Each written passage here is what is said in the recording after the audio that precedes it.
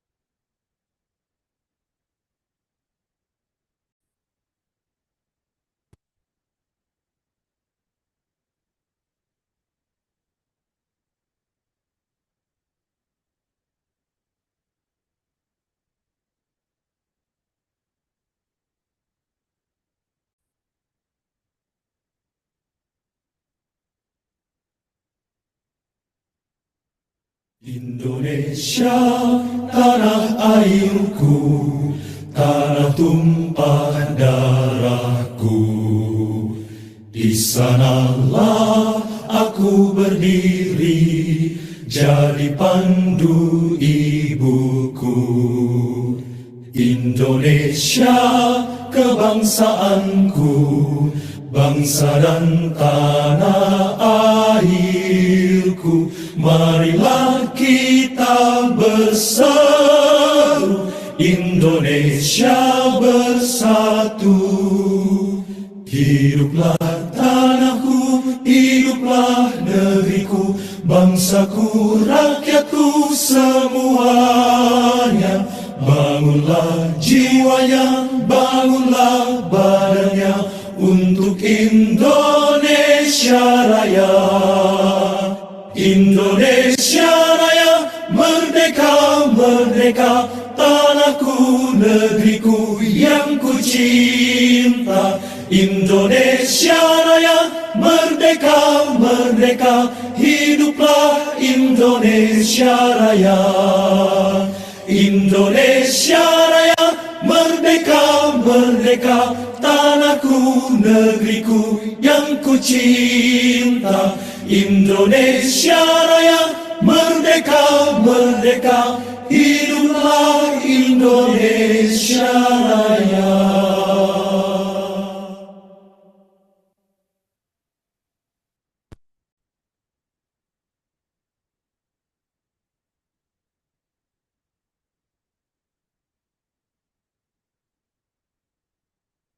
Yang kami hormati Bapak PJ Sekretaris Daerah Kota Langsa, Bapak Suryatno APMSP, yang sesaat lagi akan menyampaikan sambutan sekaligus membuka kegiatan kita pada hari ini.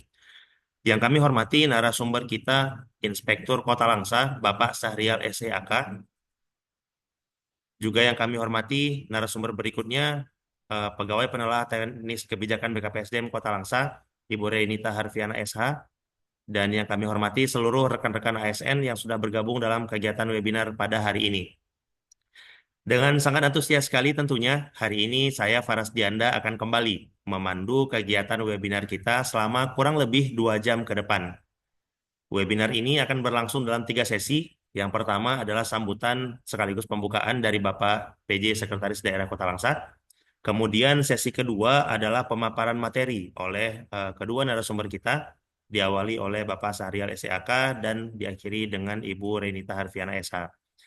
Dan pada sesi terakhir adalah sesi diskusi pastinya. Nah, kami ingatkan kembali rekan-rekan sekalian, sekedar mengingatkan saja bahwa link absensi akan kami bagikan di kolom chat pada sesi diskusi nanti.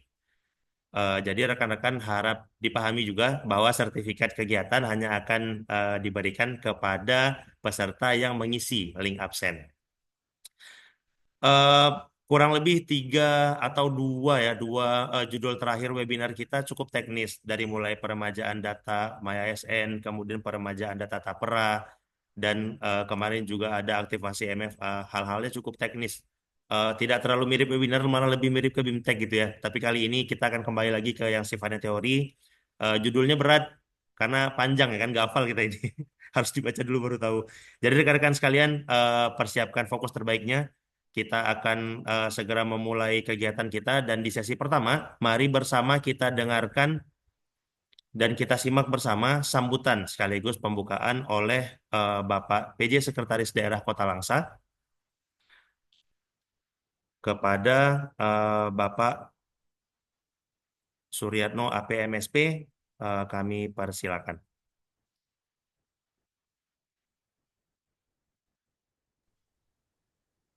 Bismillahirrahmanirrahim. Assalamualaikum warahmatullahi wabarakatuh. Waalaikumsalam. Hamdan syukralillah, salatu wassalaman ala rasulillah, segenap puji beserta syukur kehadirat Allah Subhanahu wa taala dan salawat salam pada junjungan Nabi besar Muhammad SAW, sahabat dan keluarga beliau. Yang kami hormati tentunya para narasumber yang sudah berhadir pada kegiatan yang berbahagia ini, moderator dan keluarga besar BKPSDM Langsa yang terus mentransfer informasi-informasi penting dalam program Sibelang, dan pada hari ini Jumat 9 Mei 2025 kita akan mengangkat tema yang sangat-sangat penting bagi kita selaku pegawai aparatur sipil negara dalam upaya bagaimana melakukan pemberantasan tindak pidana korupsi sebagaimana yang kita ketahui dengan tema pengendalian gratifikasi, benturan kepentingan, dan bagaimana kode etik dalam rangka kita menjadi ASN yang tentunya bersih dari upaya-upaya praktik-praktik korupsi. Bapak dan Ibu sekalian, Undang-Undang nomor 3, nomor 31 tahun 1999 yang kemudian diperbarui dengan Undang-Undang nomor 30 2002 tentang tindak pidana korupsi, tentu sudah sangat familiar bagi kita. Dan kami informasikan beberapa waktu yang lalu, kurang dari 2 pekan yang lalu, Bapak PJ Wali Kota Langsa beserta Ibu Ketua DPRK Kota Langsa, Pak Inspektur, saya, dan teman-teman yang terkait, PD yang terkait, diundang langsung ke Gedung Merah Putih di kantor KPK yang intinya adalah melakukan upaya MOU, penandatanganan, dan penyampaian upaya-upaya bagaimana pemerintah daerah, khususnya Kota Langsa dan pemerintah kabupaten kota lainnya, serta pemerintah provinsi, melakukan upaya-upaya yang masif dan sistematis dalam upaya pemberantasan tindak pidana korupsi. Dan itu sudah dituangkan dan ditandatangani langsung oleh Wali Kota Langsa, PJ Wali Kota Langsa, dan Ibu Ketua DPRK Langsa. Ini membuktikan bahwa pentingnya upaya melakukan pemberantasan tindak pidana korupsi ini baik di level eksekutif maupun di tingkat legislatif. Dan kedua pimpinan daerah ini sudah memaparkan secara langsung di depan KPK terhadap upaya-upaya yang dilakukan. Oleh karena itu, kami menyambut baik kegiatan pada pagi hari ini sebagai salah satu implementasi dari upaya kita untuk mewujudkan komitmen bersama melakukan pemberantasan korupsi secara masif di lingkungan pegawai, terutama hari ini kita berbicara secara online nanti dengan narasumber. Bapak dan Ibu sekalian, kami mengingatkan kembali bahwasannya pada tahun 2025 ini kita sudah menandatangani capaian nilai MCP, Monitoring Center for Prevention, terhadap termasuk di dalamnya adalah indeks pencegahan korupsi daerah. Itu meningkat dari tahun sebelumnya. Walaupun ada beberapa area di dalam 8 area tersebut yang terlewati dari kita karena persoalan perencanaan kemarin, namun itu tidak menjadi suatu hal bagi kita untuk berupaya terus meningkatkan pencegahan tindak pidana korupsi yang ada. Oleh karena itu kami mengingatkan kawan-kawan yang berada di area perencanaan, penganggaran, pengadaan barang dan jasa, pelayanan publik, kemudian pengawasan aktif, manajemen ASN, pengelolaan BMD, dan optimalisasi pajak untuk benar-benar memperdomani MCP KPK beserta rencana aksinya yang sudah akan kita susun bersama. Kami berharap Pak Inspektur selaku narasumber, kita dapat mereview setiap bulannya, mengisi seluruh indikator dan subindikator yang diminta dan mengimplementasikan serta membuktikan dalam bentuk evidence. Harapan kita bersama bahwa indeks kepada pencegahan korupsi kita, pemberantasan korupsi kita semakin naik, khususnya di Kota Langsa. Dan yang terakhir, kami ingin mengingatkan kepada seluruh ASN untuk tidak mencoba-coba. Sekali lagi, tidak mencoba-coba dan tidak berniat melakukan hal-hal yang dilarang dalam tindak pidana korupsi ini. Karena itu, mari berhati-hati, mari mawas diri, dan kita saling mengingatkan antara satu dan lainnya. Itu mungkin yang dapat kami sampaikan pada kegiatan yang sangat penting dan berbahagia ini. Kami berharap juga Pak Inspektur dan rekan-rekan lain mau mensosialisasikan 8 area tersebut secara maraton. Di area perencanaan misalnya, bagaimana kemudian sebuah perencanaan yang baik, benar, dan bukan menjadi perencanaan yang ditumpangi secara gelap. Nah, ini penting agar pemahaman 8 area ini tidak hanya dimiliki oleh masing-masing mereka yang menangani area tersebut, tapi juga diketahui oleh teman-teman yang berada di area lain. Dengan mengucapkan Bismillahirrahmanirrahim, kegiatan sosialisasi pada hari ini dalam upaya pencegahan tindak pidana korupsi dengan tema tadi adalah pemberian gratifikasi benturan kepentingan yang resmi pada hari ini, Senin 9 Mei 2025, secara resmi kami nyatakan dibuka. Selamat bersosialisasi, selamat meningkatkan terus indeks anti korupsi kita. Semoga dengan niat yang baik dan tulus ini, maka kita terhindar dari hal-hal yang menjerat kita tindak pidana korupsi. Kami akhiri, billahi taufiq wal hidayah. Assalamualaikum warahmatullahi wabarakatuh. Waalaikumsalam warahmatullahi wabarakatuh.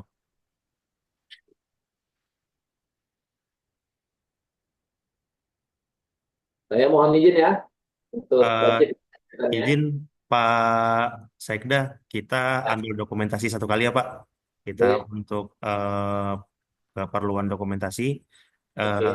bagi rekan-rekan sekalian, sekali lagi silakan pasang senyum terbaiknya. Kita mau ambil dokumentasi dulu. Oke, dari slide pertama ya. 1, 2, 3.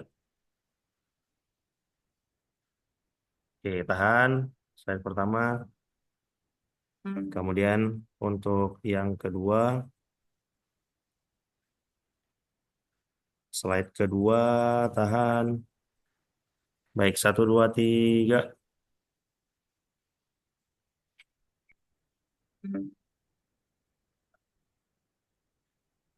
Oke,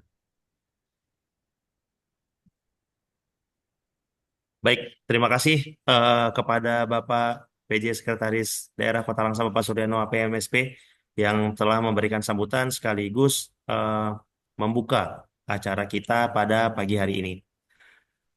Baik, rekan-rekan sekalian, persiapkan fokus terbaiknya. Kita akan masuk ke narasumber pertama kita, Bapak Inspektur Kota Langsa, Bapak Sahrial SEAK. Kita tambahkan dulu. Baik, izin Pak Sahrial, boleh dicoba dulu Pak untuk mic-nya.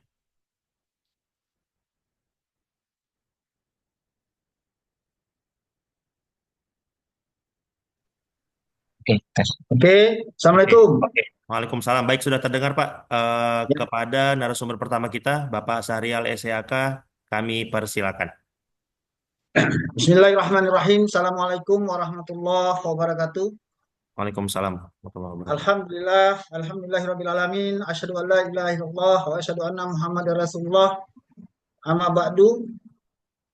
Puji dan syukur senantiasa kita panjatkan kehadirat Allah Subhanahu wa taala yang mana pada pagi hari ini menjelang siang kita masih diberikan kesempatan untuk beraktivitas dalam Zoom webinar ini. Insya Allah kita diberikan rahmat dan kekuatan oleh Allah Subhanahu wa taala untuk 2 jam ke depannya. Salawat dan beriring salam mari kita sesajukan ke pangkuan Nabi besar Muhammad sallallahu alaihi wasallam, keluarga, sahabat serta pengikutnya setia sampai hari akhir nantinya. Mudah-mudahan kita menjadi pengikut Rasulullah sehingga nanti kita mendapatkan syafaatnya di hari kemudian kelak. Amin ya robbal alamin. Sebelum saya menyampaikan materi, terutama saya berterima kasih kepada panitia yang telah memberikan kepercayaan saya untuk bisa saya memberi materi, memaparkan materi dalam konteks korupsi dan pencegahannya. Selanjutnya, yang saya hormati Bapak PJ Sekda yang telah membuka acara kita tadi. Ya, mudah-mudahan beliau diberikan kekuatan, kesehatan, ya, sehingga masih terus bisa beraktivitas. Dan kepada seluruh para peserta webinar di dalam Zoom ini, mudah-mudahan kita selalu nantiasa di dalam lindungan Allah Subhanahu wa taala sehingga kita beraktivitas diawasi oleh Allah Subhanahu wa taala. Kalau manusia yang mengawasi masih bisa bermain-main. Tapi ingat kita diawasi 24 jam oleh Allah Subhanahu wa taala.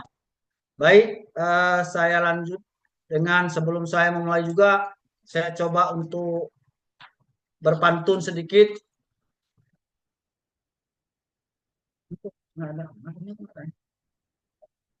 Pak Faras. Ya, silakan Pak. Slide-nya kenapa Faras slide-nya? Tadi sudah sepakat kita.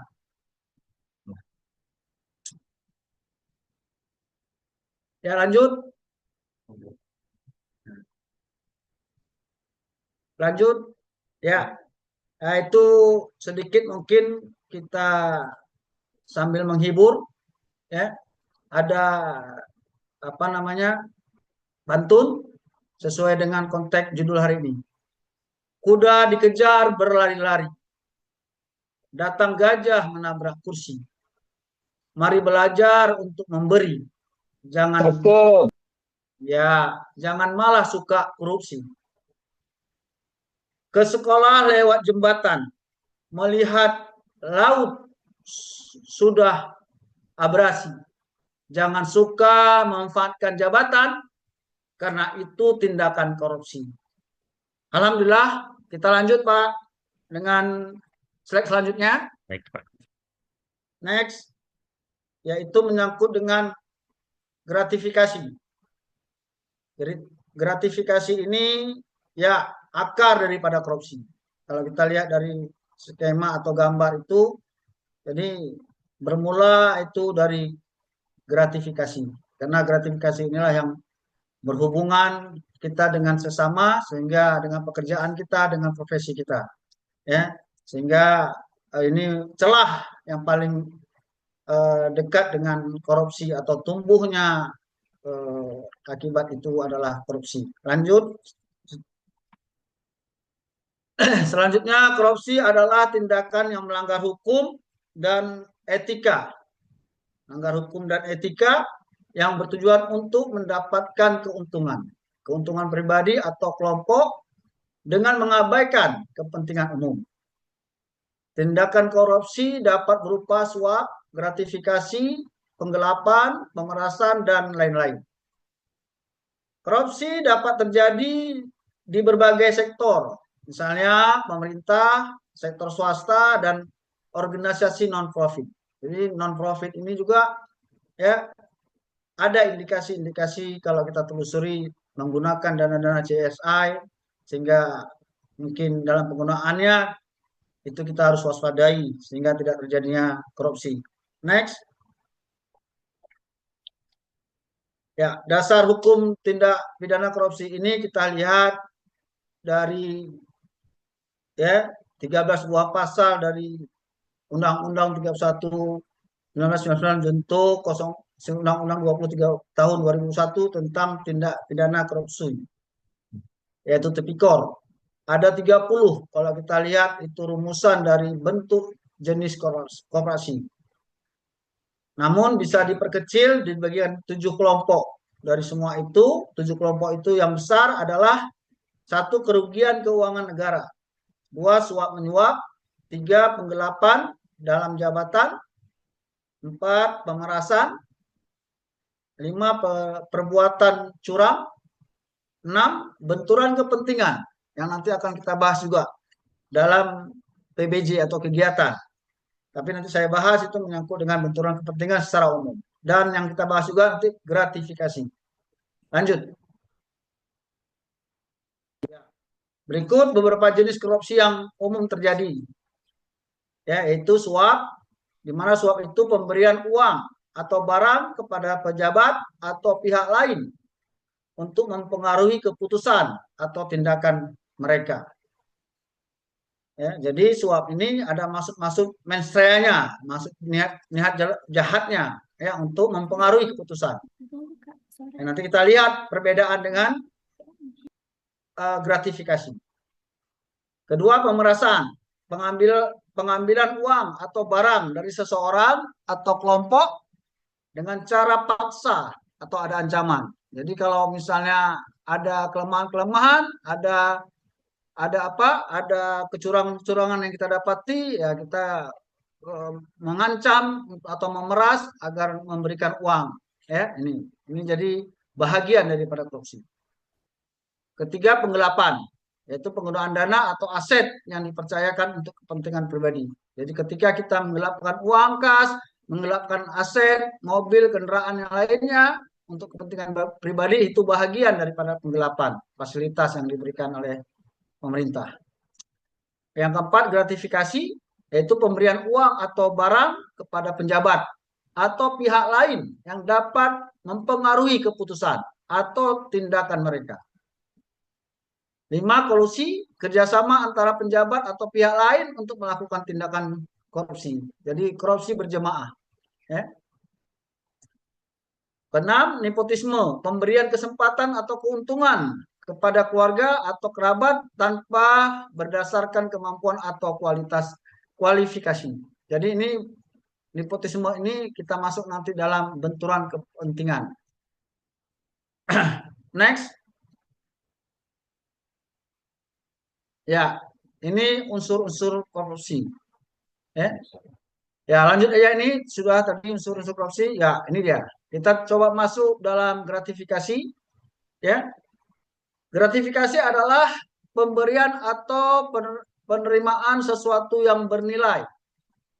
Seperti uang, barang, atau kepada para penjabat atau pelayan publik yang mempengaruhi keputusan atau tindakan gratifikasi dapat merupakan hadiah, pemberian atau yang diberikan kepada penjabat atau pelayan publik secara langsung maupun tidak langsung. Ya, itu gratifikasi. Jadi gratifikasi ini ya termasuk hadiah.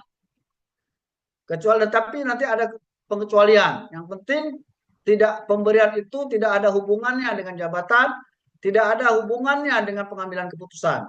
Itu nanti ada gratifikasi yang dibolehkan, ya, ada yang ilegal dan tidak ilegal. Nanti kita akan lihat nanti ke depan di next yang lain.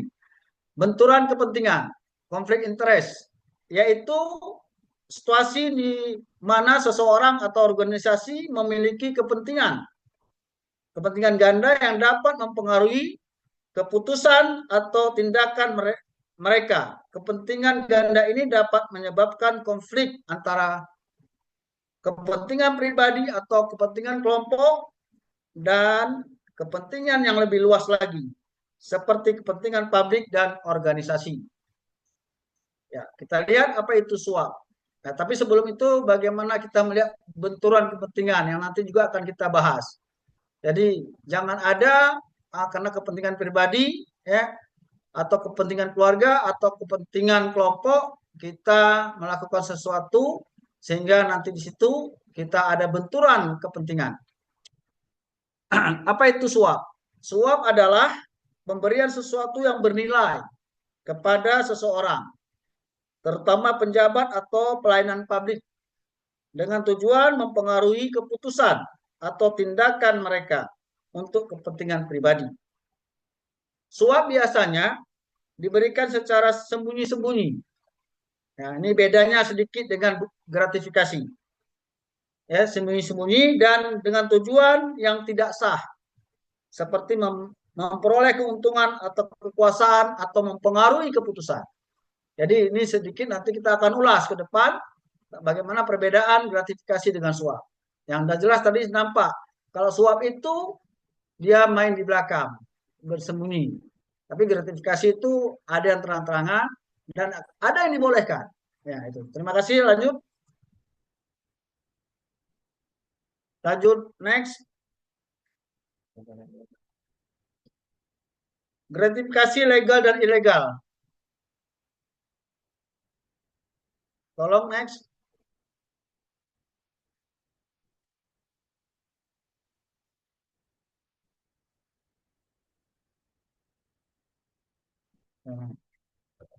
Ya, saya bacakan karena di monitor tidak, di layar tidak terlihat itu, ya, gratifikasi legal dan ilegal. Ini yang tadi saya sampaikan. Ya, jadi ada gratifikasi yang dibolehkan, ada gratifikasi yang tidak dibolehkan atau ilegal. Ya, ya, ya, ini dia. Ya, gratifikasi ilegal, legal yang dibolehkan. Yaitu yang pertama penerimaan hadiah. Ya, penerimaan hadiah ulang tahun dari saudara ataupun teman selama tidak ada konflik kepentingan. Ini dia.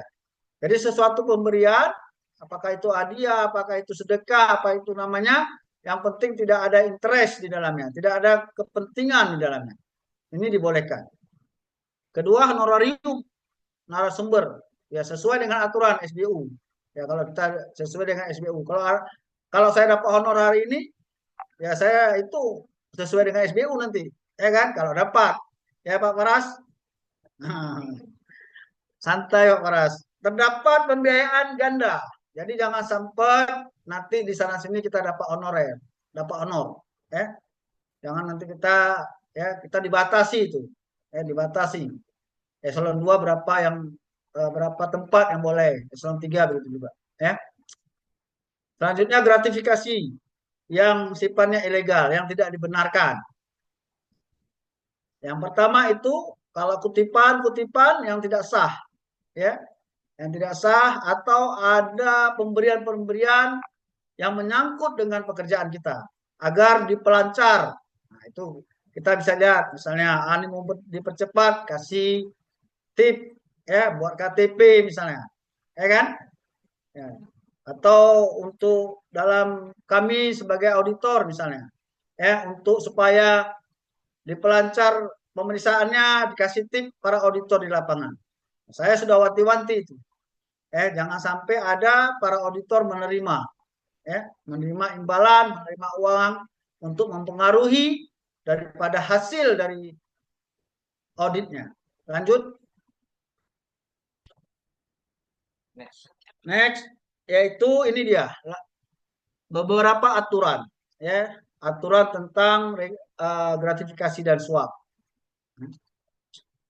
Ya, sangat banyak itu kalau kita lihat aturan atau regulasi tentang gratifikasi. Yang pertama adalah Undang-Undang Nomor 20 Tahun 2001 tentang perubahan atas Undang-Undang Nomor 31 Tahun 1999 tentang pemberantasan tindak pidana korupsi, pasal 128 ayat 1, setiap gratifikasi kepada pegawai negeri atau penyelenggara negara dianggap pemberian suap jika berhubungan dengan jabatan, dengan pekerjaan, dan berlawanan dengan kewajiban atau tugasnya. Ya, Peraturan Menteri Keuangan Nomor 7 PMK 09 2017 tentang pedoman pengendalian gratifikasi di lingkungan Kementerian Keuangan. Peraturan KPK Nomor 2 Tahun 2019 tentang pelaporan gratifikasi. Nanti kita akan lihat bagaimana cara, ya, karena itu dibolehkan, gratifikasi itu ada yang dibolehkan, ada tidak. Nanti kita akan lihat bagaimana yang dibolehkan itu cara melapornya.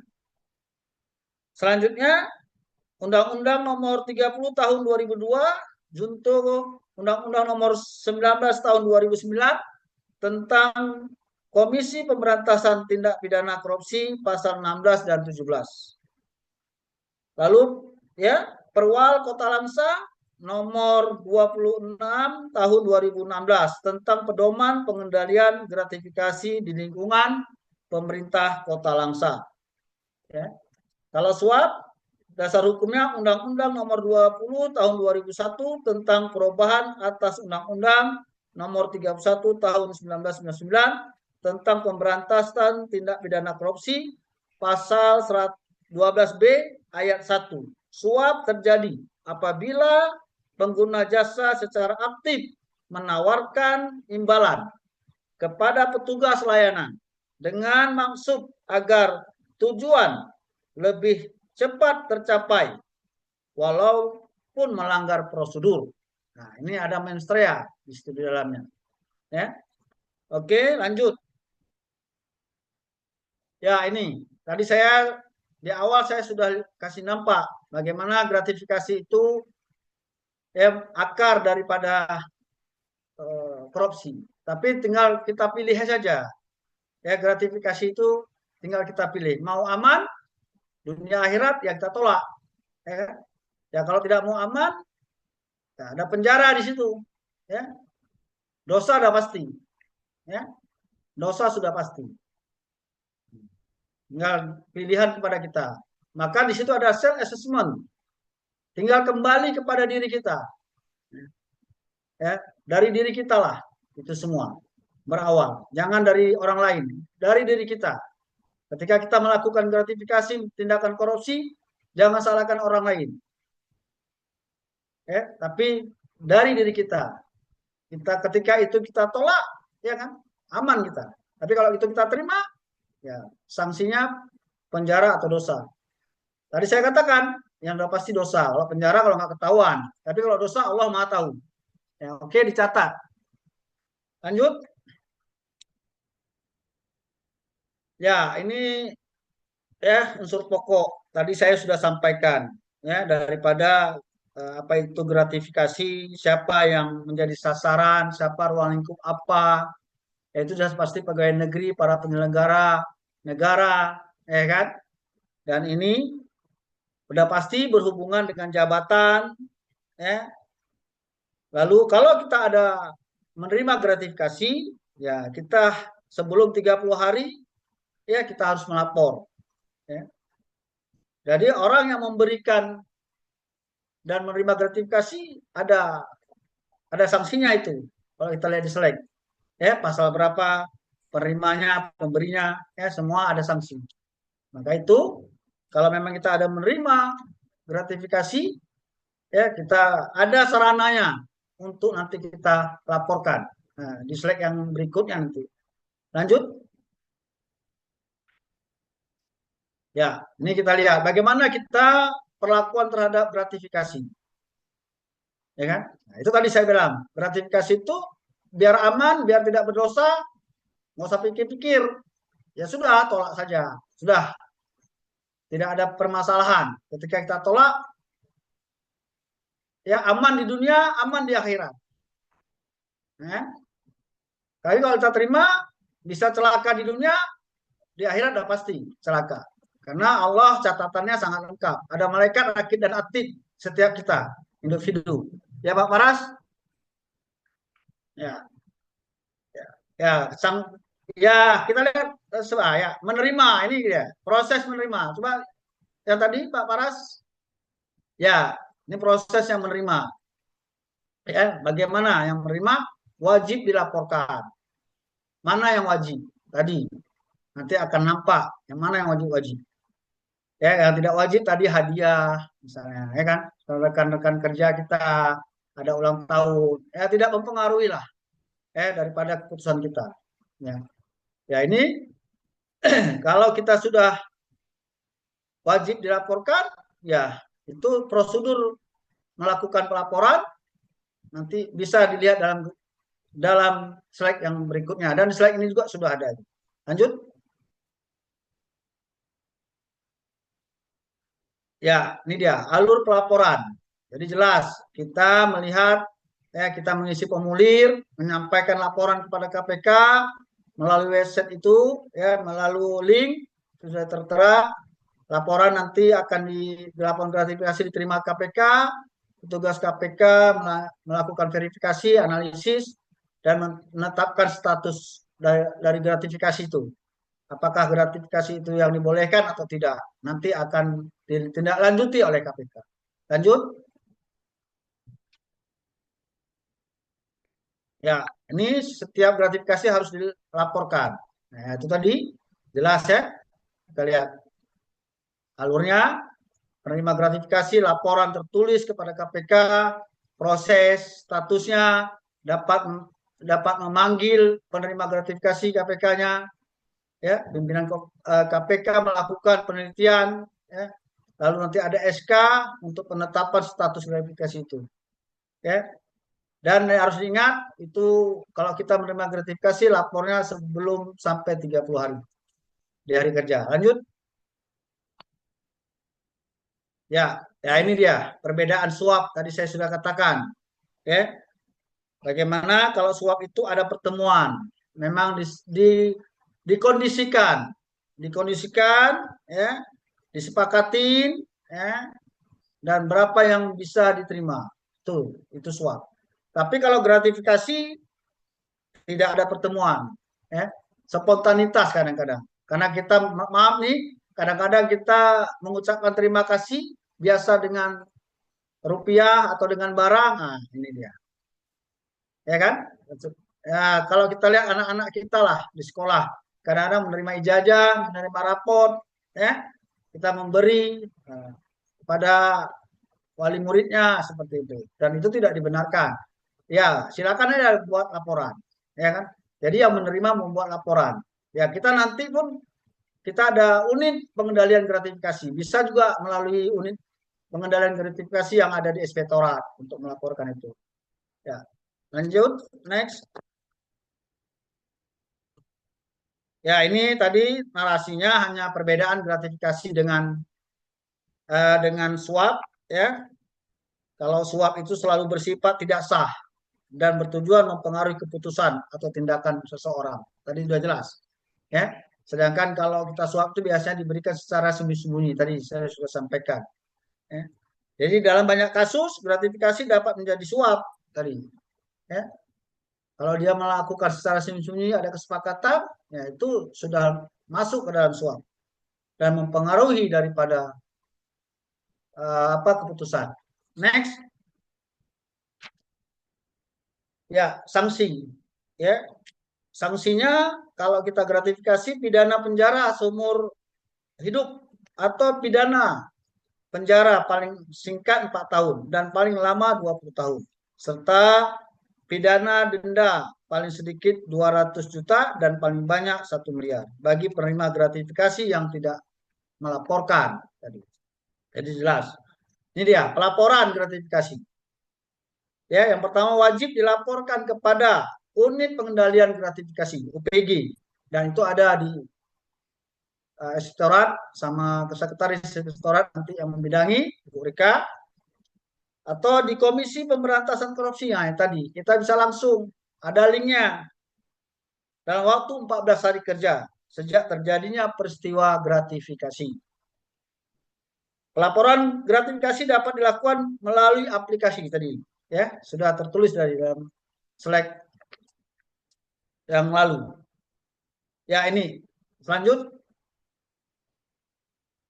Ya kita tadi sudah banyak mengupas tentang ya dasar hukum. Tapi dasar hukum Allah juga ini harus saya sampaikan. Ini apalagi hari Jumat Pak Faras, ya. Ini saya sampaikan, ya di surat Al-Baqarah, ya jelas. Ya, Al-Quran surah Al-Baqarah 188. Janganlah sebagian kamu memakan harta sebagian yang lain. Ya. Sebagian yang lain di antara kamu dengan jalan yang batil. Dan janganlah kamu membawa urusan harta itu kepada hakim supaya kamu dapat memakan sebagian dari harta benda yang lain dengan jalan dosa. Padahal kamu mengetahui.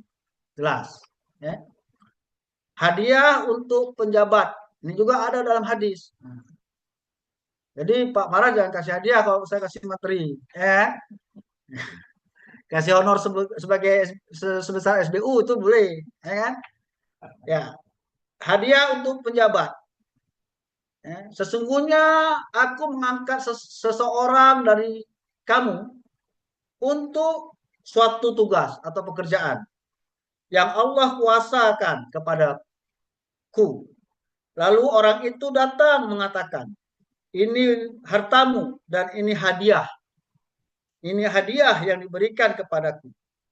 Mengapa dia tidak duduk saja di rumah bapak dan ibunya, duduk di rumahnya sampai datang hadiah untuknya? Yang akan mungkin itu. Karena ada jabatan, ada tugas lah dia dikasih hadiah. Kalau dia duduk-duduk saja tidak akan diberi. Maka tidak boleh kita terima itu. Demi Allah, janganlah seseorang dari kamu mengambil sesuatu yang bukan haknya, kecuali kelak bertemu dengan Allah dengan membawa harta yang diambilnya itu. Kita bawa itu harta yang diberikan tadi. Walaupun itu tadi hadiah, ya kan, dalam agama. Hadiah atas kerja-kerja kita, sudah tugas kita. Bayangkan itu nanti di Amil Masar dengan matahari yang sejengkal pada pasir yang sangat luas, bawalah tuh ya apa yang dihadiahkan. Ya. Kita lihat itu kan uang di lemari-lemari bertumpuk, ya kan, mobil-mobil mewah sampai nggak bisa jalan lagi Pak Paras, ya kita lihat tuh, ya, ya, kendaraan roda 2 yang begitu mewah, ya, ter, apa di bagasi tidak terpakai, kalau dikasih anak yatim dah gimana itu kan? Ya. Itulah Pak Paras. Dan dari Ali bin Abi Thalib menolak pemberian hadiah berupa kuda-kuda Persia dengan berkata, Anda telah membayar pajak Anda sehingga menerima sesuatu dari Anda. Walaupun Anda menawarkannya dengan sukarela dan tulus hati adalah kejahatan terhadap negara. Nah, itu. Jadi jauh sebelumnya masalah gratifikasi, masalah suap ini sudah diatur oleh Allah Subhanahu wa taala, sudah disampaikan oleh nabi kita, ya kan? Jauh. Sebelum ada aturan-aturan ya konvensional, tapi aturan syariah sudah ada jauh sebelumnya. Oke, kita lanjut. Ya, itulah tadi menyangkut dengan gratifikasi dan suap. Ya, kenapa saya singgung suap? Karena beda tipis saja, beti aja itu. Ya, jadi perlu saya memberi perbedaan-perbedaan itu. Ya, ini menyangkut dengan benturan kepentingan. Ya, konflik interest. Tadi saya sudah singgung apa itu definisi. Ya, lanjut. Ya, ini dasar hukum. Ya, dasar hukum di Undang-Undang Nomor 28 tahun 99. Ya, itu menyangkut dengan penyelenggaraan kita diatur yang negara yang bersih dan dari korupsi, kolusi dan nepotisme (KKN), dan peraturan Mahkamah Agung Republik Indonesia nomor 1 tahun 2025, ya. Ini menyangkut dengan organisasi dan tata kelola daripada Mahkamah Agung, ya, bagaimana untuk menangani satu kasus yang nantinya jangan ada benturan kepentingan. Selanjutnya, peraturan Menteri Pendayagunaan Aparatur Negara dan Reformasi Birokrasi, ya, Permen RB nomor 17 tahun 2024. Ya, ini menyangkut dengan bagaimana konflik interest yang ada di dalam instansi pemerintahan, termasuk jenis-jenis konflik interestnya. Ya, ini juga disampaikan. Kalau mau di-download silakan saja. Itu jelas nanti. Ya. Sekarang bagaimana penerapannya? Bagaimana dari diri kita? Kalau aturan syariahnya, aturan negaranya sudah cukup jelas. Tinggal bagaimana kita kembali tadi self assessment kita dalam menanggapi hal ini. Ya, lalu peraturan Wali Kota Langsa, ya, itu nomor 51 tahun 2020. Peraturan ini mengatur tentang pedoman penanganan benturan kepentingan di lingkungan pemerintah Kota Langsa. Jadi jelas, ya, regulasinya cukup jelas. Lanjut. Benturan kepentingan dapat terjadi dalam berbagai konteks, yaitu ya kalau kita sebagai pejabat publik, kita sebagai bisnis, ya, untuk ya kalau sebagai pejabat publik sudah jelas lah, nggak perlu saya jelasin lagi itu. Banyak kesempatan dalam benturan kepentingan di situ. Lebih pandai lagi yang mendengar di webinar ini ya Pak Farasyan, lebih lihai lagi, ya kan? Nah, di bisnis itu juga. Ya kan, di bisnis, ya, itu contoh-contoh, ya, Kadang-kadang bisnis mau cepat, ya kan? Mau menguasai suatu areal, bagaimana menguasai areal, ya, pagar laut, ya kan? Nah, itu ada bahagian benturan kepentingan, ya. Ya, profesi ya, sebagai akuntan, sebagai dokter pasti banyak ya terlibat dalam benturan kepentingan. Ya kalau kami sebagai auditor, jika ada obrik atau auditan yang akan kami periksa, kita lihat dulu ada nggak hubungan auditor-auditor yang akan turun itu kepada obrik atau auditan yang akan kita periksa. Jangan-jangan kepala dinasnya yang diperiksa auditornya istrinya, ya Pak Waras? Nah, kan enggak, nah, itu bertolak itu interest kepentingan tadi. Jadi itu harus dipisahkan, harus kita apa kita kita ambil alih orang lain yang kita ganti. Jadi itu salah satu bentuk ya di dalam kegiatan inspektorat. Lanjut. Ya ini lanjut ini sama saja tadi sudah juga ya. Ya sumber ya ini ya sumber penyebab dari kepentingan itu. Ya apa penyebab ya kembali pada kita. Yang pertama itu kembali pada personal kita, person kita, pribadi kita, ya kan? Karena nanti kita sendiri-sendiri, ya di dunia ini aja bersama-sama. Kalau sudah mati itu sudah sendiri, di padang mahsyar sendiri. Sampai kita dimizankan, ditimbangkan oleh Allah, kita sendiri. Ya. Kalau misalnya rame-rame bisa lah. Ya. Kalau nanti dilihat penjara sudah tuduh menuduh, saling nuding. Baru penjara, kayak mana dilihat neraka. Ya kan? Udah saling salah menyalahkan. Istri menyalahkan suami, suami menyalahkan istri, anak menyalahkan orang tua menyalahkan anak. Dan begitulah nanti kehidupan. Maka kita harus daripada diri kita sendiri. Jagalah diri kamu, keluarga kamu dari siksaan api neraka. Nggak ada orang lain yang bisa bantu angkat. Dia aja kewalahan. Apa bantu kita? Ya Pak Paras? Nah, ini hari Jumat Pak Paras. Ya kan? Ya, lalu rangkap jabatan. Ini peluang. Penyebab dari benturan kepentingan. Ya kan? Finansial. Kalau finansial ini relatif. Ya kan? Kalau kita bersyukur, berapa cukup. Tapi kalau kita kufur, nggak mensyukuri nikmat, berapa aja kurang. Ya kan? Itu dia. Sehingga itu tadi. Kenaikan gaji, kenaikan TPP juga tidak mempengaruhi itu terhadap gratifikasi. Kalau kita tidak bisa menahan hawa nafsu. Lalu ya penyebabnya juga ada kelemahan dalam sistem. Ya, kelemahan dalam sistem kita. Ya kan? Ya mudah-mudahan ini dengan digitalisasi dengan ini, tapi harus diingat. Digitalisasi IT itu manusia yang menjalankan. Ya kan? Manusia harus diingat itu.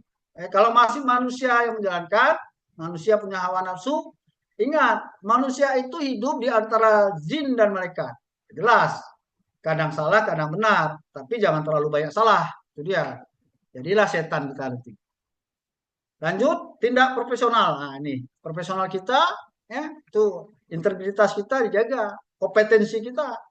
Ini yang kadang-kadang kita lemah, sehingga kita tinggalkan profesional kita, integritas kita, ya, untuk mencapai tujuan yang tidak sah. Oke, lanjut. Ya, ya ini penanganan benturan kepentingan.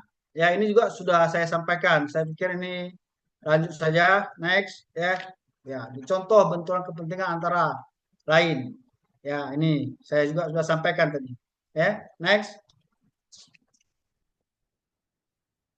Ya, ini dia. Untuk mengatasi benturan kepentingan, perlu dilakukan langkah-langkah seperti ini dia. Solusi. Ya, walaupun sudah ya, kita tidak hanya memaparkan, tapi bagaimana solusinya kan itu yang penting. Yang lebih penting lagi bagaimana kita berubah, itu yang penting lagi. Ya, walaupun ada solusi, walaupun ada narasumber, ya kan, ada Al-Quran dan hadis, ada aturan-aturan perundang-undangan, kalau nggak berubah ya sama juga. Ya, yang pertama itu mengungkapkan kepentingan pribadi.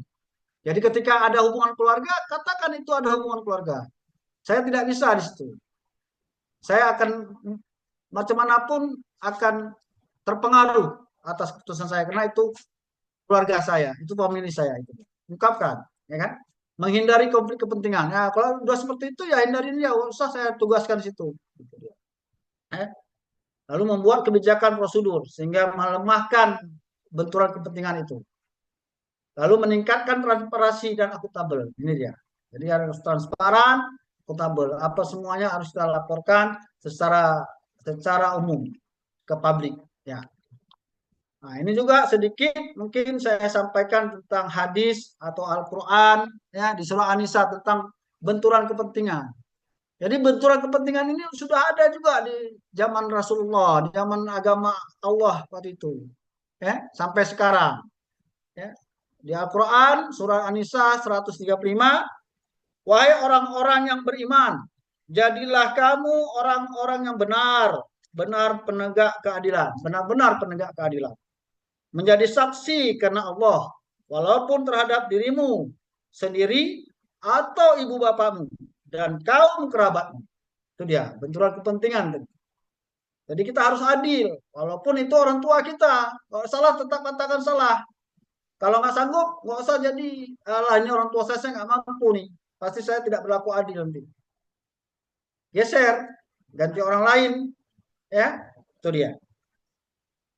Quran surat Al-Maidah ayat 8, janganlah sesekali kebencian terhadap suatu kaum mendorong kamu untuk tidak berlaku adil. Ini dia. Berlaku adillah karena adil itu lebih dekat kepada ketakwaan. Ya. Jadi kadang-kadang kita juga sebagai pimpinan OPD juga harus bisa melihat anak buah kita. Ya. Kalaupun kita ada yang kita tidak sukai, jangan sesekali kita tidak berlaku adil terhadap bawahan kita. Ya, kalau hak dia ya kasih hak dia, ya kan? Berikan. Dan karena kita nggak suka sama dia, hak dia kita tidak berikan. Ya. Dari Abu Hurairah dan Umar, Rasulullah SAW bersabda, 7 golongan yang akan dinaungi Allah pada hari ketika tidak ada naungan kecuali naungannya. Di antaranya adalah seorang hakim yang adil. Nah, itu tadi. Jadi nanti di akhirat kalau kita bisa berlaku adil, Allah akan memberikan naungan. Ya, kalau sekarang masih banyak payung, ya kan? Ada payung, ada pohon, ada apa lagi?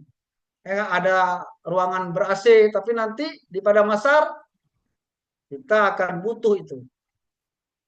Ya kan? Hari ini kita kena kemarau tidak perlu rakit, nggak banjir, ya kan? Tapi nanti ketika banjir, hujan kita perlu rakit, walaupun hanya sebatang pohon pisang, ya kan? Nah, itu nanti itu juga kita harus kita ingat. Kita sebagai penyelenggara negara, ASN harus kita ingat itu.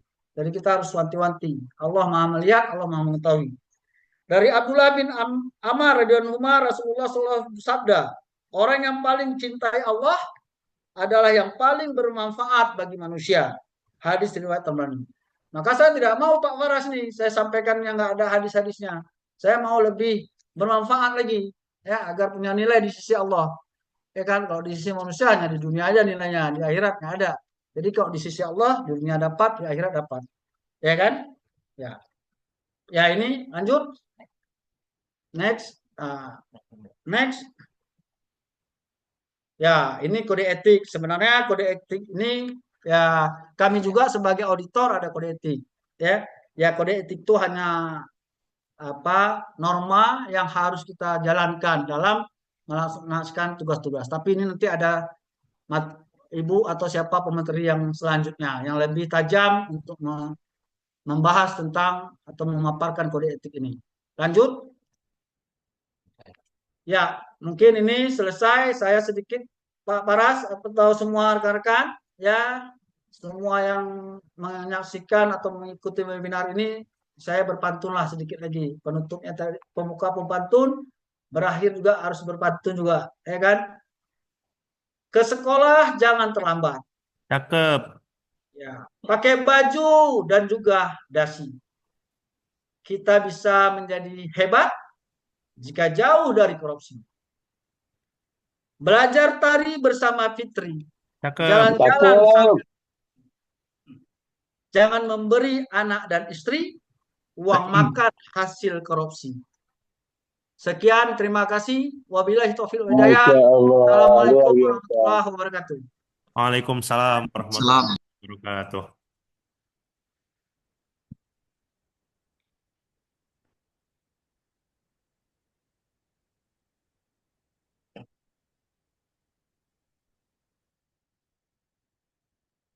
Baik, terima kasih kepada Bapak narasumber yang pertama, Bapak Syahrial SEAK yang telah memberikan materi yang sangat detail, sangat komprehensif. Terima kasih banyak Bapak untuk kontribusinya sebagai narasumber.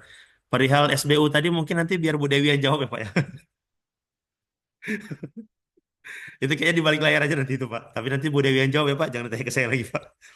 Beberapa hal rekan-rekan sekalian yang bisa kita simak dari apa pemaparan narasumber pertama tadi, yaitu ada beberapa tipe-tipe korupsi yang cukup umum yang kita juga sudah sering mendengar dan sering mengetahui juga, mungkin belum sedetail seperti apa yang diceritakan oleh Bapak tadi, oleh Bapak Inspektur tadi, termasuk itu suap, pemerasan, penggelapan, gratifikasi, kolusi, nepotisme, dan penyuapan lengkap dengan dalilnya juga.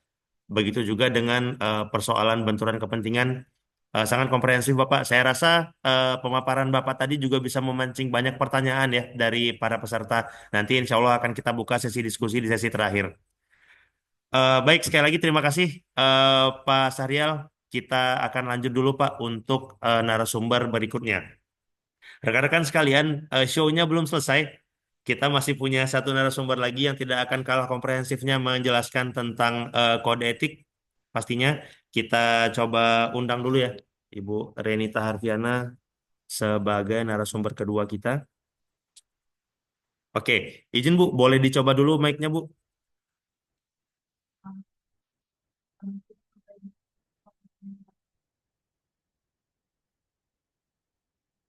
Belum. Oke, coba sekali Kak. Selamat siang Bapak Ibu, apa suara saya terdengar? Ya, sudah jelas Ibu. Baik, rekan-rekan sekalian, sekali lagi persiapkan fokus terbaiknya.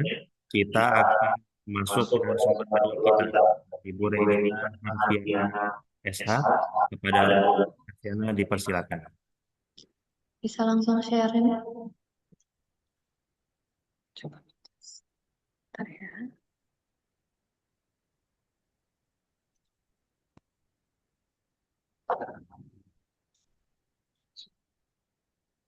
Izinkan sebentar saya share screen dulu.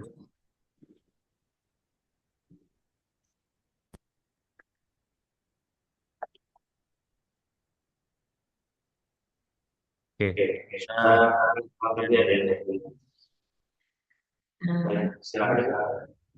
Baik. Assalamualaikum warahmatullahi wabarakatuh. Selamat pagi Bapak, Ibu, dan rekan-rekan semuanya yang saya hormati. Puji dan syukur kita panjatkan kehadiran Allah Subhanahu wa Ta'ala, karena atas rahmatnya kita dapat bertemu pada hari Jumat yang berkah ini. Tak lupa pula salawat dan salam tercurahkan kepada Nabi besar Muhammad Sallallahu Alaihi Wasallam beserta keluarga dan sahabatnya. Semoga kita semua mendapatkan syafaat dan petunjuk hingga hari akhir nanti. Terima kasih masih bergabung dalam webinar Langsa Sibelang seri 5 dengan tema pengendalian gratifikasi dan pengelolaan benturan kepentingan serta penegakan kode etik untuk menciptakan budaya kerja disiplin dan anti korupsi di lingkungan kerja aparatur sipil negara. Sebelumnya, perkenalkan, saya Renita Harfiana. Saya bertugas sebagai penelaah teknik kebijakan pada Badan Kepegawaian dan Pengembangan Sumber Daya Manusia Kota Langsa. Pada dasarnya, saya merasa kurang percaya diri jika disebut sebagai narasumber. Namun di sini saya ingin berbagi sedikit informasi mengenai kode etik sebagai admin yang selama ini bertugas dalam hal penegakan pelanggaran disiplin dan juga kode etik di lingkungan pemerintah Kota Langsa. Saya akan memaparkan sedikit materi mengenai kode etik ASN. Seperti yang kita ketahui, ASN itu memiliki batasan-batasan yang mengikat baik dalam lingkungan pekerjaan maupun dalam bermasyarakat. Pengertian dari kode etik ASN itu sendiri adalah norma atau aturan yang menjadi pedoman sikap, tingkah laku, perbuatan ASN dalam menjalankan tugas-tugasnya. Dasar hukumnya sendiri itu Undang-Undang Nomor 20 Tahun 2023 tentang ASN Ini yang terbaru ya, sebelumnya kita ada undang-undang sebelumnya tentang ASN juga. Yang kedua ada Peraturan Pemerintah Nomor 42 Tahun 2004 tentang pembinaan jiwa korps dan kode etik pegawai negeri sipil. Yang sampai saat ini masih berlaku dan belum dicabut sebelum adanya peraturan yang baru. Karena di sini masih disebutkan sebagai PNS.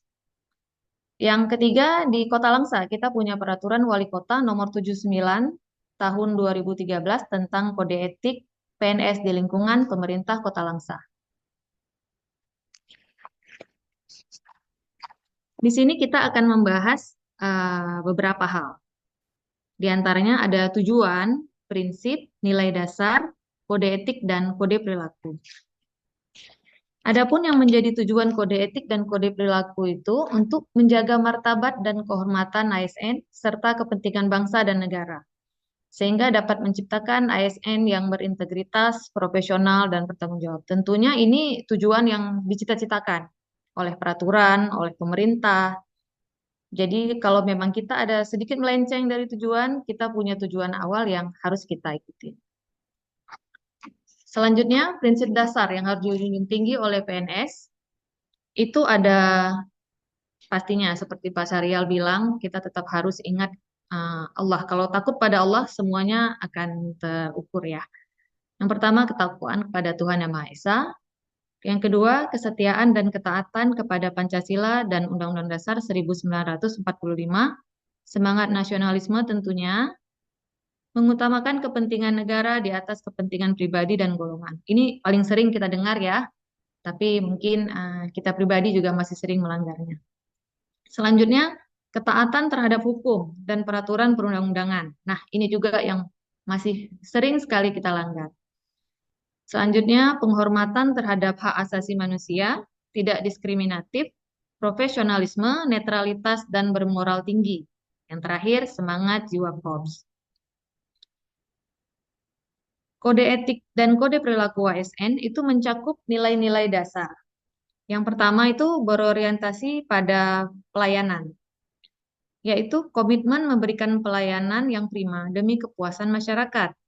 Yang kedua, akuntabel, yaitu bertanggung jawab atas kepercayaan yang diberikan.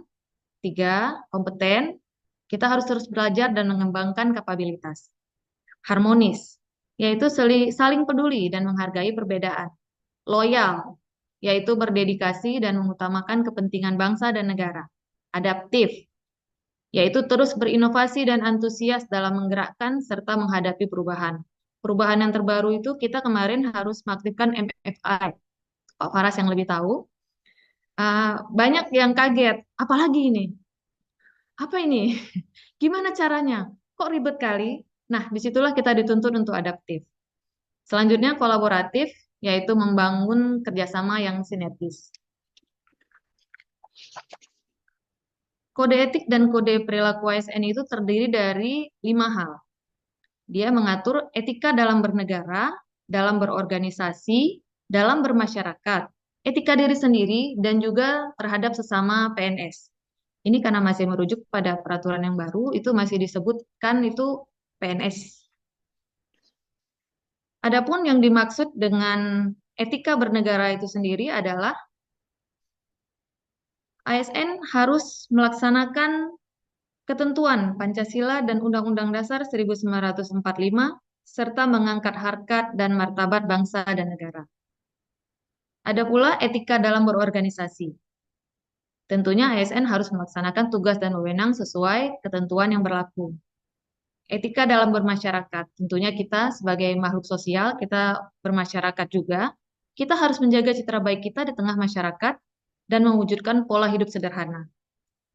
Pola hidup sederhana mungkin beda-beda ya. Ada yang sederhana menurut dia itu sudah sederhana, tapi menurut orang lain itu sudah terlalu mewah. Jadi kita harus tetap menjaga citra kita di tengah masyarakat. Yang selanjutnya itu etika terhadap diri sendiri. Kita harus bertanggung jawab dan konsisten atas perbuatan dan perkataan kita. Yang terakhir, etika terhadap sesama PNS atau ASN. Kita harus saling menghormati, menghargai perbedaan pendapat, dan menjunjung tinggi harkat dan martabat.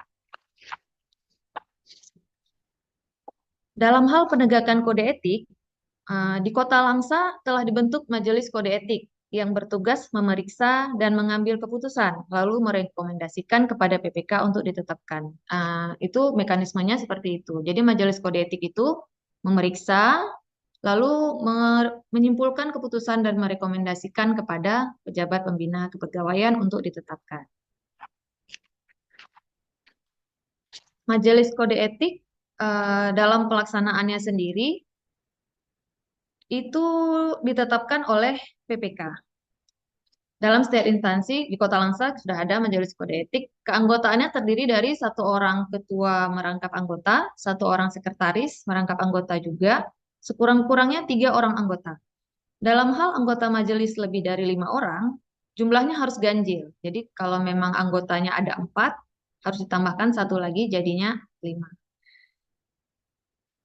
Sebagai catatan, jabatan dan pangkat anggota Majelis Kode Etik tidak boleh lebih rendah dari jabatan dan pangkat PNS yang disangka melanggar kode etik. Majelis Kode Etik itu sendiri bertugas, 1, Majelis Kode Etik mengambil keputusan setelah memeriksa tentunya PNS yang disangka melanggar kode etik. Kita tetap menganut praduga tidak bersalah. Jadi tetap diperiksa, dipanggil, diperiksa. Dan jika sudah diambil keputusan, PNS tersebut membela diri, dipersilahkan. Itu diberi hak untuk membela diri. Keputusan Majelis Kode Etik itu sendiri diambil secara mufakat. Tidak yang satu maunya ini aja langsung diputuskan. Tidak ya, dimufakatkan dulu. Dalam hal musyawarah mufakat tidak tercapai, diambil keputusan dengan suara terbanyak. Dan keputusan Majelis Kode Etik itu bersifat final. Pada dasarnya Majelis Kode Etik itu menjatuhkan sanksi yang berupa sanksi moral. Dapat juga diberikan sanksi administratif jika itu sesuai dengan keputusan dari tim Majelis Kode Etik. Kita juga punya SOP penegakan kode etik, mungkin kurang terbaca. Pada intinya saya ingin menyampaikan bahwasanya sanksi kode etik itu sendiri ditekankan kepada sanksi moral.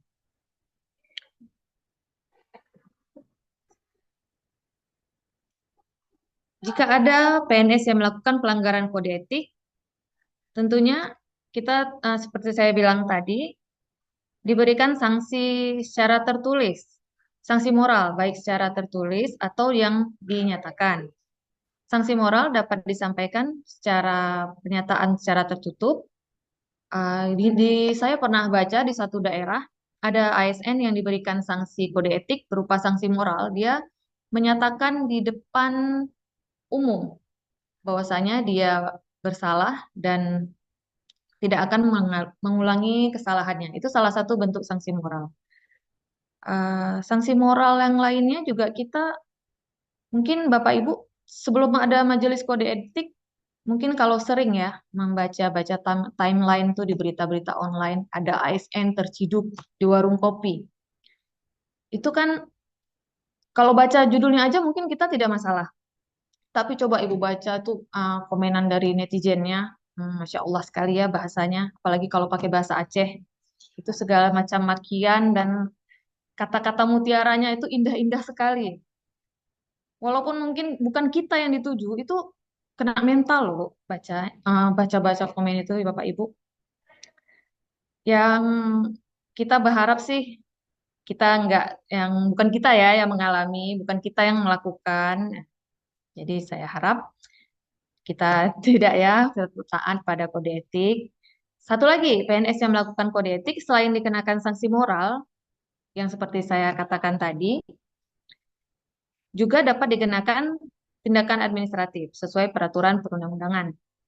Tentunya atas rekomendasi dari Majelis Kode Etik.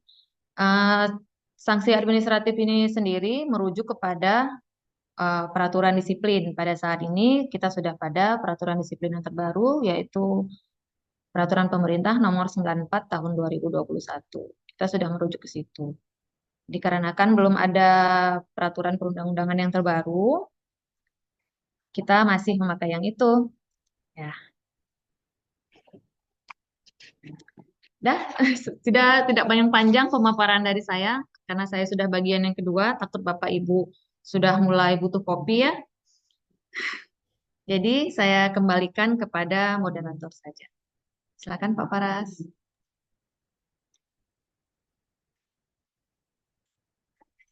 Baik, terima kasih eh, Ibu narasumber, Ibu Renita Harfiana Esa yang telah memberikan informasi yang sangat detail juga perihal kode etik. Ini juga termasuk ke dalam judul yang sangat menarik ya, karena cukup jarang dibahas gitu, cukup jarang dibahas, sehingga ketika ada pembahasan menjadi lebih menarik. Nah, rekan-rekan sekalian, setelah ini kita akan masuk ke sesi terakhir, yaitu sesi diskusi atau tanya jawab.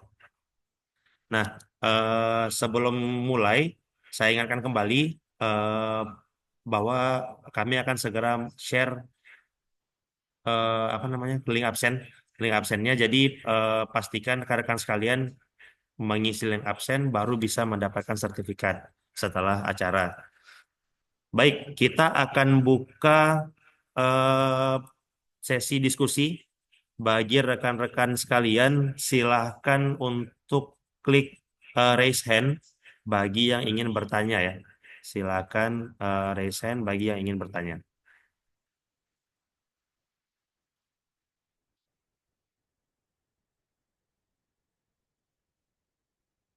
Nanti kayak guru nih, kalau nggak ada yang nanya saya nanya nih.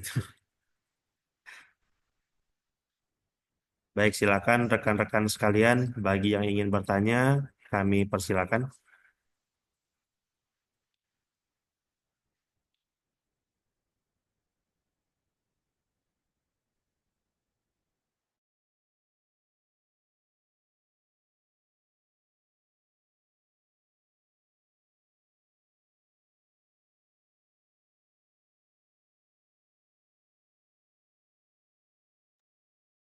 Nanti kalau nggak ada yang nanya, kami pilih nih partisipan, ditanya balik sama narasumber ya.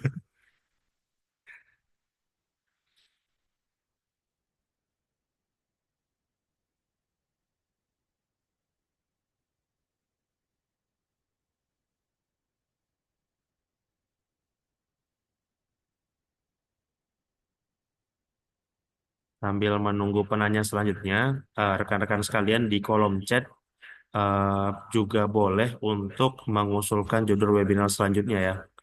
Karena insya Allah tahun ini masih panjang, jadi kita masih akan terus melakukan agenda pengembangan kompetensi. Jadi sebagaimana yang sering kami sampaikan setiap kali webinar, kami menerima saran untuk judul-judul webinar selanjutnya. Silakan di-share juga di kolom chat juga boleh. Tidak ada yang ingin bertanya? Kalau nggak ada yang nanya, langsung mungkin bisa via chat juga nggak apa-apa.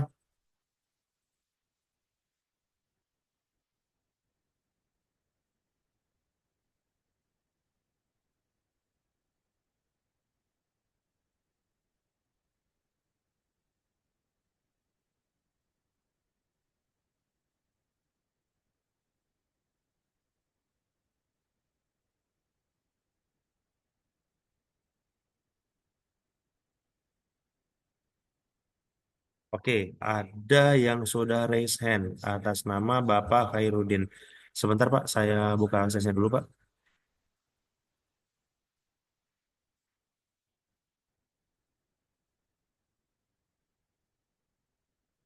Bapak Khairuddin izin untuk nyalakan kameranya dulu Pak, supaya bisa saya tampilkan di layar Pak. Oke, baik Pak Khairuddin silakan Pak dicoba dulu, eh, coba di unmute dulu Pak. Kita tes mic-nya dulu ya Pak.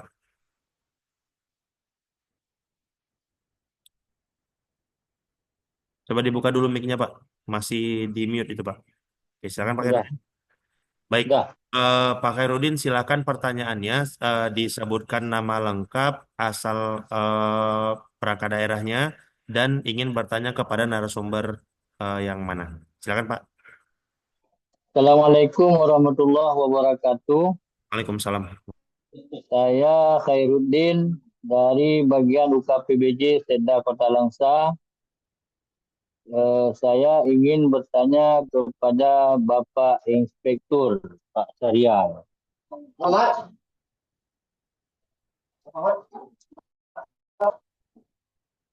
Baik, silakan Pak Khairuddin.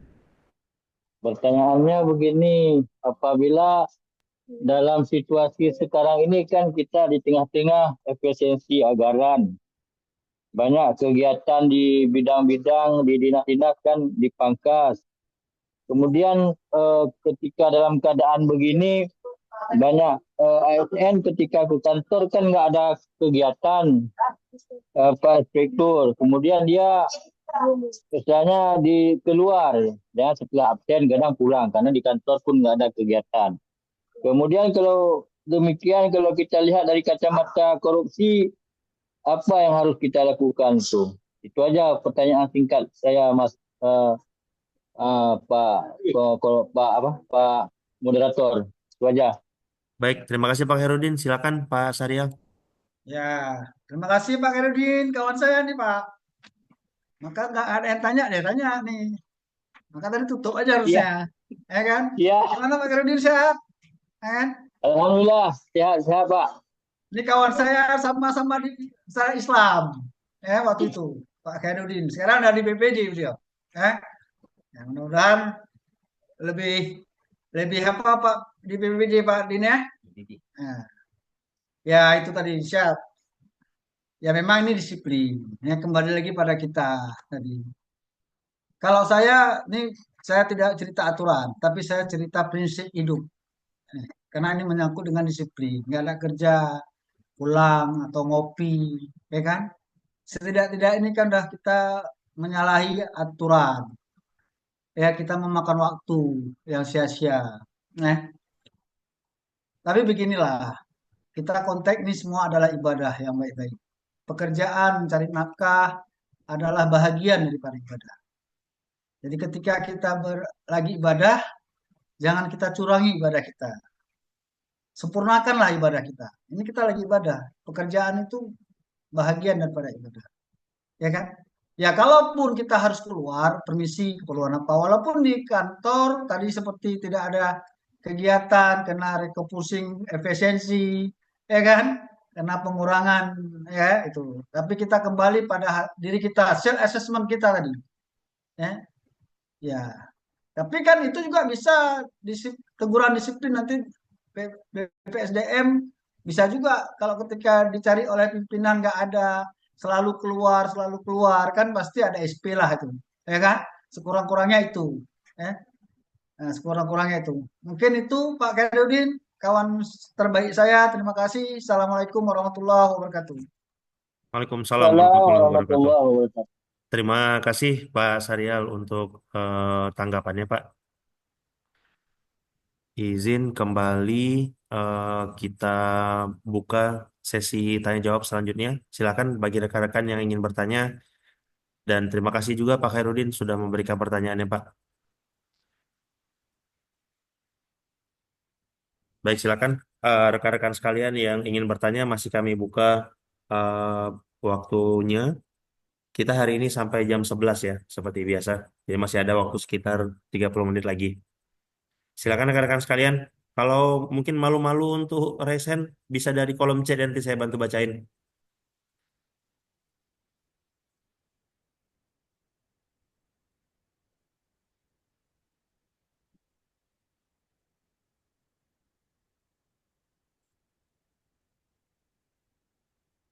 Untuk link absen sudah kami bagikan di kolom chat. Silakan diisi untuk mendapatkan sertifikat kegiatan kita. Baik, penanya selanjutnya silakan di raise hand atau bisa dari kolom chat ya.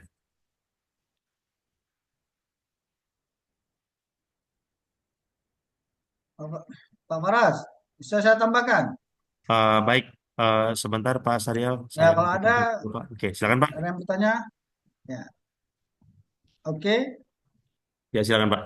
Ya, ya tadi masih pertanyaan Pak Khairuddin. Ya, di dalam hal kita ya sebagai ASN, ya, ya kita sudah ada sumpah jabatan kita, sudah ada ikrar kita sebagai PNS dan kita sudah ada ya apa namanya fakta integritas ya.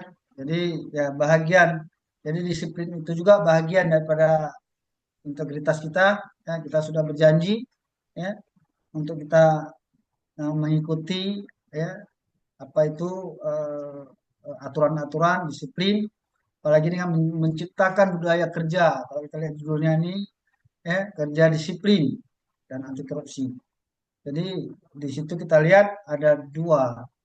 Ya kalau kita di kantor, keluar kantor tanpa alasan, tanpa ada kegiatan di luar, itu tanpa pemberitahuan, kita ada dua. Pertama kita tidak disiplin atau kurang disiplin, ya sekurang-kurangnya kita juga ada korupsi situ, yaitu korupsi waktu yang kita tidak gunakan untuk melakukan pekerjaan itu. Saya rasa itu mungkin Pak Herudin tambahan dari saya. Terima kasih.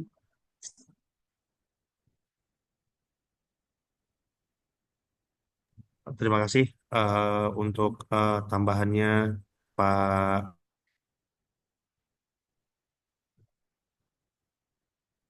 Baik, terima kasih Pak untuk tanggapannya Pak Sahrial atas pertanyaan penanya pertama tadi Pak. Silakan bagi rekan-rekan sekalian jika masih ada yang ingin bertanya, masih kami buka kesempatan. Jam lagi.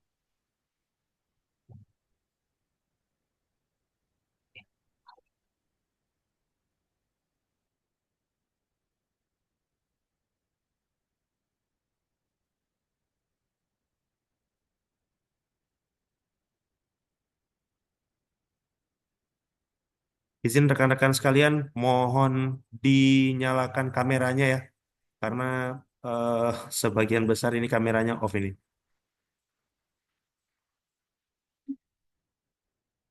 Oke, rekan-rekan sekalian, bagi yang ingin bertanya, masih kami buka kesempatannya. Silakan sampaikan pertanyaan, bisa melalui fitur raise hand untuk bertanya langsung, atau melalui kolom chat. Nanti akan kami bantu bacakan kalau via kolom chat ya.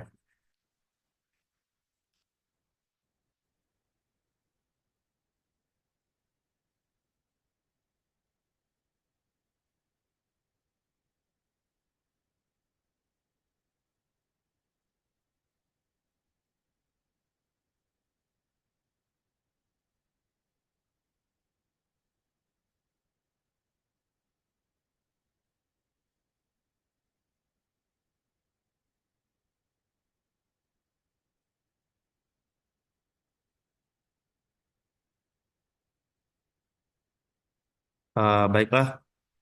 Oh, maaf, ada pertanyaan dari di kolom chat ya. Saya izin bantu bacakan ya, Pak. Penanya, wah nama akunnya Diklat Langsa ini, nggak ada nama pegawainya. Pertanyaannya gini, Pak.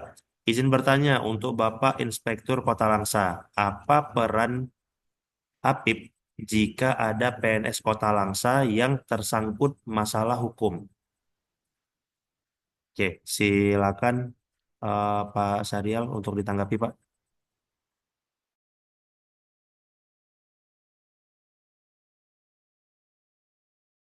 Silakan di-unmute dulu Pak Sarial. Masih Ya, ya, gitu. oke, oke. Ya, jika ada PNS menyangkut tentang permasalahan hukum, ya ini artinya ASN itu sebagai apa? Ya, hukum masalah hukum apa? Itu takutnya hukum di luar tugas sebagai sebagai PNS, ya.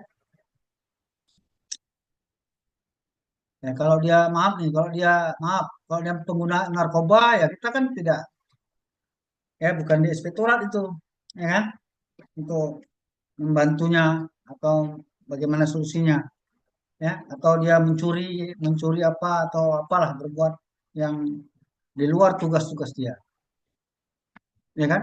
Nah, ya, tapi kalau dia menyangkut masalah hukum berkenaan dengan tugas-tugas PNS-nya, apalagi ada maaf cakap kalau ada indikasi korupsi, ya itu nanti kita akan fasilitasi dengan kabak hukum, ya bagaimana kita menangani ada PNS kita yang tersandung dengan korupsi atas pekerjaannya.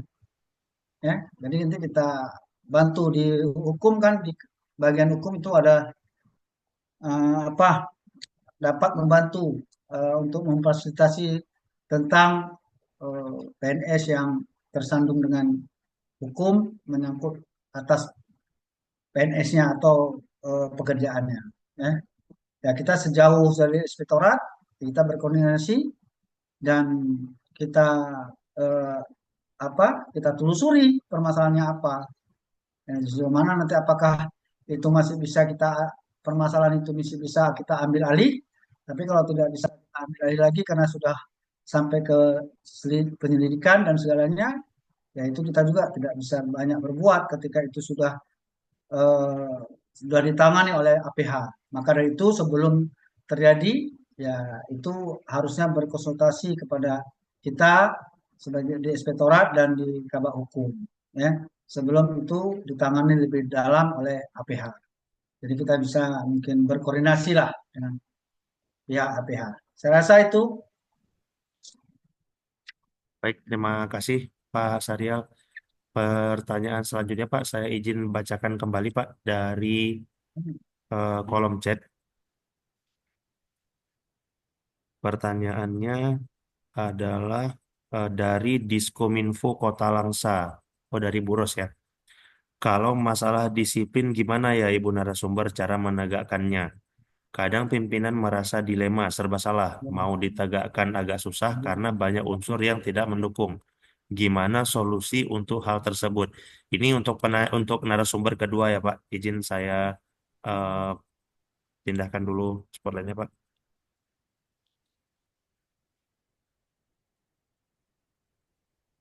Baik. Izin Ibu narasumber untuk pertanyaan kedua, bagaimana kalau masalah disiplin, bagaimana cara menegakkannya? Karena pimpinan kadang merasa dilema, serba salah, mau ditegakkan susah karena banyak unsur yang tidak mendukung. Gimana solusi untuk hal tersebut? Silakan Bu. Baik, walaupun keluar dari tema, tapi setidaknya disiplin kita termasuk dalam kode etik sebagai kita sebagai ASN ya. Mengenai penegakannya, kita sudah sering memberikan dulu juga kita pernah sosialisasi tentang disiplin juga. Kita ada suratin juga ke dinas-dinas terkait penegakan disiplin, di mana atasan langsung yang paling bertanggung jawab atas disiplin bawahannya. Ketika kita ada pemeriksaan di BPK juga mengenai disiplin PNS, kita langsung kembalikan. Yang paling tahu seorang PNS itu tidak hadir bekerja itu adalah atasannya sendiri. Kita di BKPSDM mungkin hanya melalui absensi, kita harus mengecek kembali. Tapi kan atasan langsung paling tahu. Jadi kalau atasan langsung mengalami dilema karena ada hal-hal yang tidak tidak apa tadi tidak mendukung, apa ya hal-hal yang tidak mendukungnya itu? Kalau menurut saya, hal yang paling pertama yang bisa dilakukan itu adalah panggil yang bersangkutan. Tentunya surat panggilan itu harus resmi agar bisa diteruskan kepada kami. Panggil, mintai keterangan. Kalau pada saat dipanggil tidak hadir, dapat dipanggil kembali. Ingat masa waktu pemanggilan itu adalah 7 hari, 7 hari kerja. Jadi hari libur tidak dihitung. Suratin yang bersangkutan. Tapi sebenarnya surat panggilan itu dapat dipanggil secara patut. Jadi misalnya orangnya memang ada di ruangan sebelah, kita buat surat panggilan, itu bisa waktunya tidak mesti 7 hari. Yang kita khawatirkan apabila yang bersangkutan memang tidak hadir dalam waktu lama. Kita juga pernah membahas bahwasanya di peraturan PP 94 bagi ASN yang tidak masuk bekerja selama 10 hari berturut-turut itu dapat dihentikan gajinya. Mungkin proses penghentian penggajian ada beberapa dinas yang ASN-nya terkait masalah pelanggaran disiplin itu sudah melakukan pemberhentian gaji, tapi ada juga yang belum karena merasa dasar hukumnya apa? Belum ada. Sebenarnya dasar hukumnya itu sudah ada di PKBKN ada nomor 6 tahun 2022, di PP 94 juga ada. Tapi jika Ibu Bapak merasa ragu, boleh berkoordinasi kepada kami. Kita di pihak BKPSDM ini welcome kok atas tamu. Terutama Pak Faras itu. Itu sama tamu welcome sekali. Sama kami juga kalau Bapak Ibu mau datang juga kita bahkan memberikan solusi yang terbaik. Kalaupun di kita nggak ada jawaban, kita akan teruskan lagi ke atasan kita. Intinya kalau ada kendala boleh dikoordinasikan kepada kami. Intinya tahap awal yang harus dilakukan itu adalah panggil lalu mintai keterangan. Apa alasannya tidak hadir? Kadang-kadang mungkin dia sakit, minta surat sakitnya. Kalau memang karena malas ya, itu kita tidak bisa berkata-kata. Boleh langsung dilaporkan melalui aplikasi iMood. iMood, astagfirullah, maaf salah. Aplikasi IDIS. Saking banyaknya aplikasi yang saya pegang. Melalui aplikasi IDIS, Integrated Discipline. Itu bisa masuk login melalui akun personal masing-masing, tapi sebaiknya akun atasan langsung. Bisa dilaporkan melalui itu, lengkapi bukti-bukti dukungnya, minimal bukti dukungnya itu absensi. Tuh. Begitu saja. Kalau ada yang seperti tadi saya bilang, kalau ada yang perlu dikonsultasikan, kita kantor terima buka di jam kerja. Terima konsultasi. Baik, terima kasih untuk tanggapannya Ibu narasumber. Itu menjadi sangat penting ya, karena di beberapa dinas itu kadang-kadang suka juga nyampein misalnya ada pegawai-pegawai yang udah tersangkut masalah disiplin, tapi tidak paham bagaimana SOP-nya. Baru kemarin juga saya mau saya sebutin dinas dan namanya, tapi intinya seperti yang disampaikan oleh Ibu narasumber barusan, bagi rekan-rekan yang merasa mungkin frustasi ya dengan eh, pegawai-pegawai yang sudah mulai sulit untuk diatur.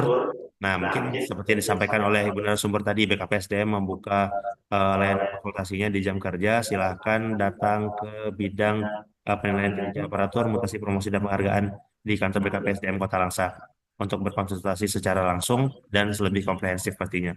Terima kasih Ibu narasumber untuk jawabannya. Ada lagi rekan-rekan sekalian yang ingin bertanya? Ini nggak ada yang mau present nih, biar biar muncul namanya di Instagram BKPSDM, nanti muncul fotonya loh. Lumayan buat nambah followers loh. Karena biasanya yang muncul di Instagram BKPSDM followers pribadinya nambah ya. Coba.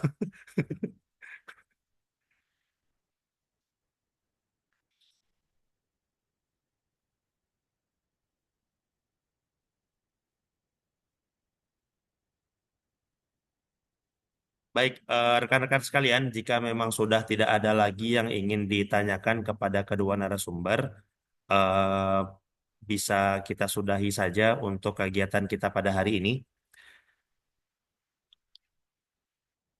Oke, baik. Sekali lagi kami ucapkan terima kasih kepada Bapak Sekretaris Daerah Kota Langsa, Bapak PJ Sekretaris Daerah Kota Langsa, Bapak Suryatno APMSP yang tadi sudah membuka sekaligus memberikan sambutan di awal kegiatan kita. Terima kasih yang tidak terhingga juga kepada kedua narasumber kita yang luar biasa hari ini, Bapak Inspektur Kota Langsa Pak Syahrial SIAK dan Ibu Renita Harfiana SH untuk materi yang sangat-sangat detail, sangat-sangat komprehensif. Kalau kabar-kabarnya katanya untuk apa namanya judul webinar seperti ini tuh harus disosialisasikan setahun sekali. Jadi insya Allah tahun depan akan ada lagi judul seperti ini eh, dengan materi yang tidak kalah menarik juga pastinya. Terima kasih banyak sekali lagi untuk kedua narasumber dan terima kasih untuk seluruh rekan-rekan peserta yang sudah bergabung. Terima kasih untuk antusiasmenya, selalu menunggu webinar-webinar selanjutnya yang diselenggarakan oleh BKPSDM. Sebelum saya tutup, rekan-rekan sekalian, sekali lagi kami menerima saran-saran judul webinar ya untuk yang akan kita selenggarakan ke depannya. Pastikan memberikan judul-judul yang relevan, yang memang cocok untuk kita bawakan, baik itu yang sifatnya teoritis seperti hari ini, ataupun yang sifatnya teknis seperti dua webinar kita sebelumnya. Mewakili seluruh panitia dari tim pengembangan kompetensi BKPSDM Kota Langsa, kami ucapkan terima kasih dan mohon maaf jika ada kesalahan dan kekurangan. Insya Allah kita akan bertemu lagi di webinar selanjutnya. Akhir kata, saya Faras Tianda selaku moderator hari ini pamit undur diri. Assalamualaikum warahmatullahi wabarakatuh. Waalaikumsalam. Salam warahmatullahi wabarakatuh. Terima kasih Pak Faras.